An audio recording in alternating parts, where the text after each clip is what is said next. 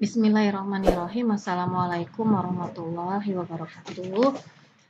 Alhamdulillah, malam ini kita dapat bertemu lagi ya di mata kuliah analisa perancangan sistem.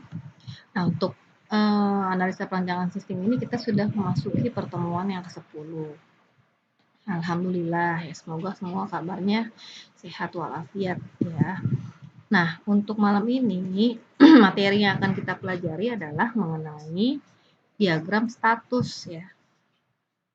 Diagram status. Apa saja nanti akan kita pelajari di dalam diagram status ini?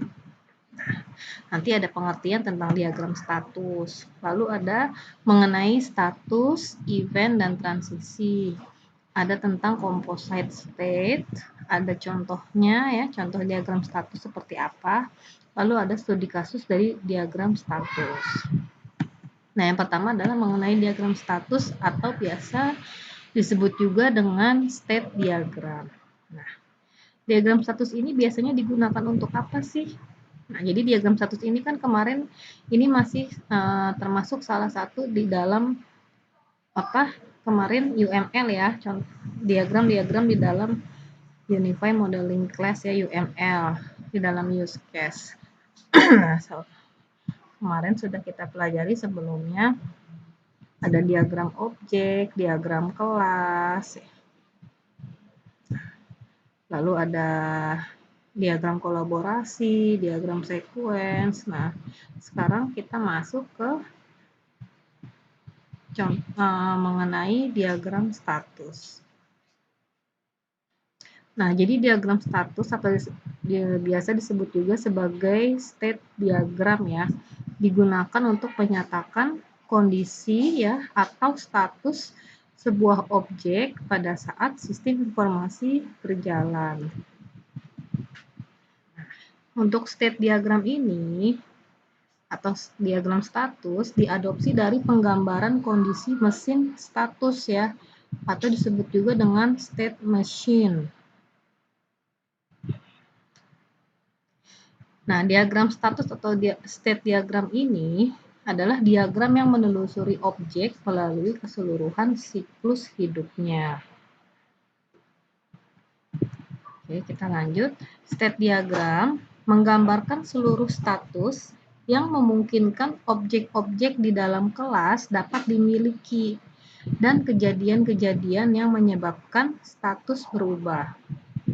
Nah, kejadian yang menyebabkan status berubah yang pertama, ada perubahan di dalam suatu state, itu namanya transisi.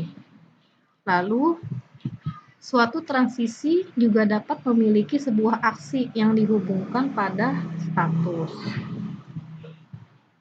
Nah, simbol-simbol diagram status seperti apa saja nih? Nah, di sini bisa kalian lihat ya, daftar simbol-simbol di dalam diagram status. Status awal atau kondisi awal dia seperti ini ya, lambangnya bulatan hitam. Lalu ini artinya adalah status awal alur dari sebuah objek. Jadi sebuah diagram status itu harus memiliki sebuah status awal. Lalu ada kotak seperti ini ya, status ini merupakan simbol status, yaitu status yang dialami objek selama hidupnya. Lalu ada status akhir atau kondisi akhir. Nah, bulatan hitam, tapi ada bulatannya lagi paling luar. Seperti ini kondisi akhir alur hidup dari objek. Jadi sebuah diagram status juga memiliki sebuah status akhir. Lalu ada transisi, ya. Transisi itu adalah garis transisi antara status pada daur hidup objek. Nah, transisi ini biasanya diberi nama pesan yang ada pada diagram. Lalu ada panah ya. Panah ini adalah nama transisi. Ya, nama transisi. Jadi nama transisi tadi ya, garis transisi antara status pada daur hidup objek. Nah, transisi biasanya diberi nama pesan yang ada pada diagram sekuen, sehingga pesan pada diagram sekuen menjadi transisi bukan sebagai status. Nah, status merupakan kondisi yang dialami oleh objek, bukan merupakan pesan atau message. Transisi juga bisa memutar pada sebuah status. Lalu ada lagi garis melengkung seperti ini. Itu artinya transisi internal melingkar ke statusnya sendiri.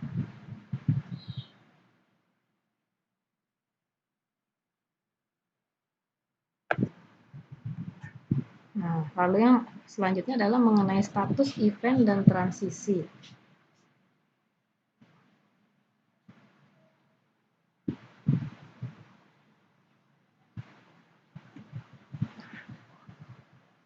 Status, event, dan transisi ya. Objek pada sistem mengubah statusnya untuk merespon event atau kejadian dan waktu. Secara umum, pendeteksian sebuah kejadian dapat menyebabkan sebuah objek itu bergerak dari satu status ke status yang lain. Nah, keadaan seperti ini disebut juga sebagai transisi. Nah, ini ada contoh nih, diagram status untuk objek order ya. Jadi sistem diawali pada status pemeriksaan yang akan melakukan kegiatan periksa item barang ya. Setelah itu, memeriksa apakah item tersedia atau tidak tersedia. Jadi ini contoh diagram status untuk objek order itu, cara bacanya adalah seperti itu. Nanti pada awal mulanya itu sistemnya akan diawali ada status pemeriksaan yang akan melakukan kegiatan untuk memeriksa item barang tersebut. Setelah itu akan memeriksa apakah item tersebut tersedia atau tidak tersedia. Nah, kalau itemnya tersedia, maka ke status pengiriman, kemudian ke status penerimaan. Kalau tidak tersedia, maka ke status batal. Jadi kalau item barangnya ada, maka nanti akan larinya ke status pengiriman, lalu ke status penerimaan.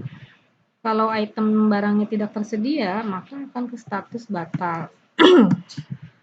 Nah, contoh penggambarannya adalah seperti ini. Nah, tadi kita lihat ya, ada kondisi awal ya, ini kondisi awalnya. Lalu nanti akan dicek pemeriksaan ya. Tadi pemeriksaan akan dilihat apakah akan meriksa item barangnya apakah ada atau tidak ya tadi. Kalau tersedia maka akan ke status pengiriman lalu ke penerimaan. Seperti itu. Kalau nggak tersedia dia larinya ke sini batal ya statusnya. Nah, lalu yang selanjutnya adalah composite state. Nah, jika diagram status akan digunakan untuk sistem yang kompleks, maka perlu penyederhanaan. Nah, salah satu penggunaannya adalah dengan menggunakan substatus. Ya. Substatus ini dikelompokkan bersama-sama dalam status berdekatan karena penggunaan properti tertentu secara bersama-sama menjadi sebuah superstate. Ya. Composite state didekomposisi menjadi dua atau lebih substatus bersamaan atau menjadi substatus yang terpisah. Nah, contoh composite state itu seperti apa? Nah, seperti ini contohnya. Ya, jadi nanti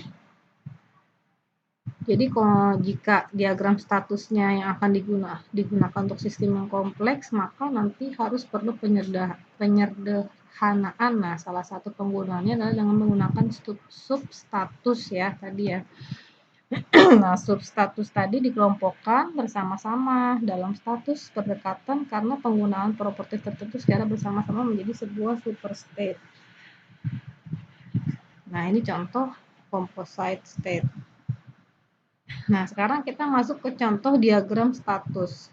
Misalkan ya, contoh diagram statusnya nih. Misalkan akan dibuat diagram status untuk sistem informasi Poltek online ya, melalui http sispo.kampus.ac.id ya, misalnya yang dioperasikan oleh dosen. Nah, nanti jadi deskripsinya itu dari sistem ini adalah ketika si dosen melakukan login ke sistem, nanti akan divalidasi username dan passwordnya. Si dosen nanti akan input username dan passwordnya dia. Nanti lalu akan divalidasi oleh sistem. Nah, kalau valid, maka akan muncul tampilan pilihan yaitu olah nilai, absensi, forum diskusi, atau logout. Nah, Ini contoh gambarnya diagram status siswa ya tadi ya. Nah, seperti ini. Mulai start, nah nanti dosen akan melakukan login ke sistem. Ya, pertama dia idle dulu, terus dosen tersebut akan melakukan login ke sistem dengan menginput username dan password. Nanti akan dicek.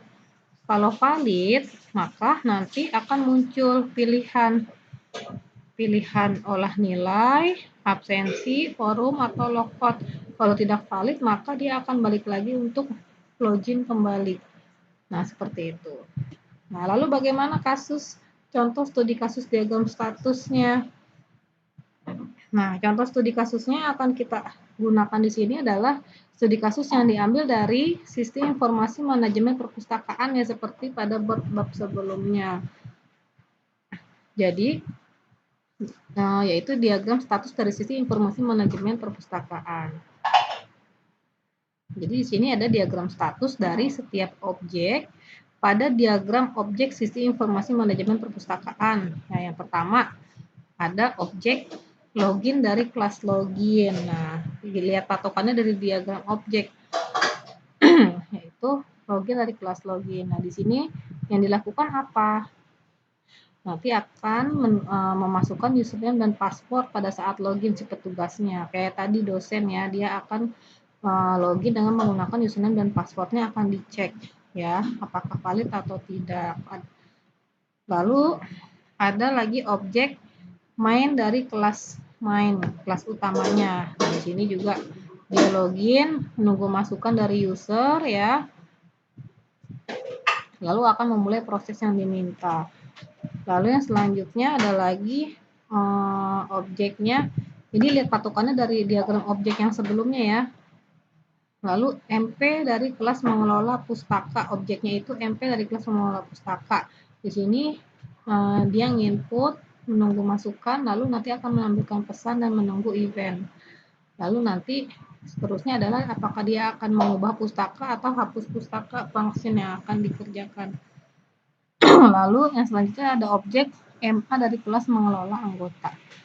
Pertama dia input, menunggu masukan, lalu nanti akan menampilkan pesan dan menunggu event. Nah, tahap yang selanjutnya adalah apakah si petugasnya itu akan mengubah anggota atau akan menjalankan function mengubah anggota atau menghapus anggota.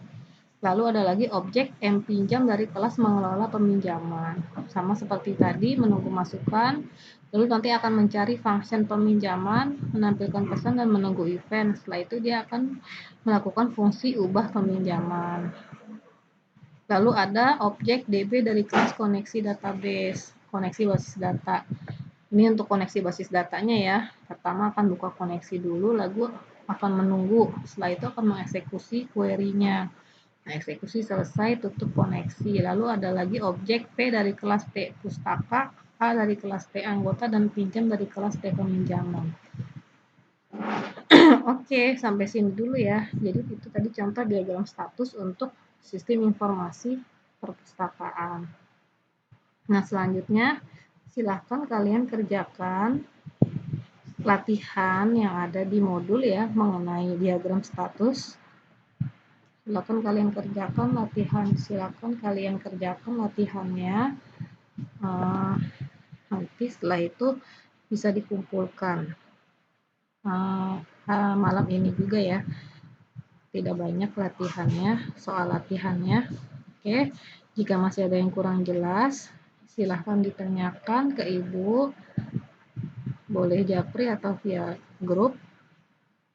Ya, itu latihannya ada kuis benar salah dan pilihan ganda saja kalau nggak salah sih.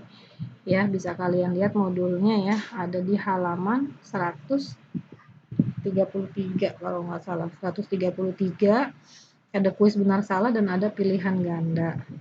10 soal.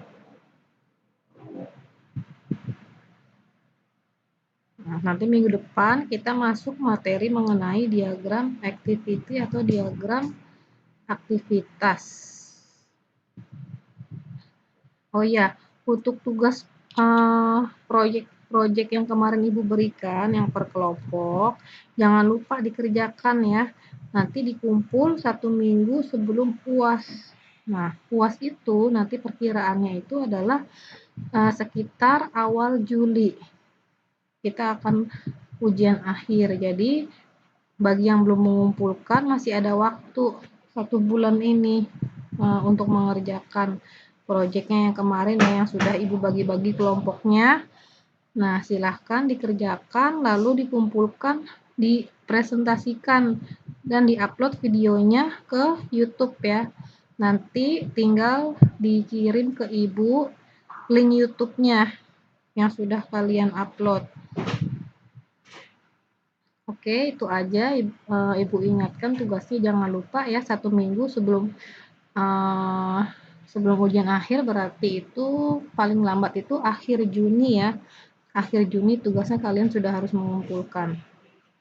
Oke, itu aja, jangan lupa latihannya dikerjakan tadi, kuis benar salah dan pilihan gandanya dan latihan esainya ya, yang basicnya saja dikerjakan. Oke, untuk malam ini pertemuannya Ibu akhiri sampai sini. Assalamualaikum warahmatullahi wabarakatuh.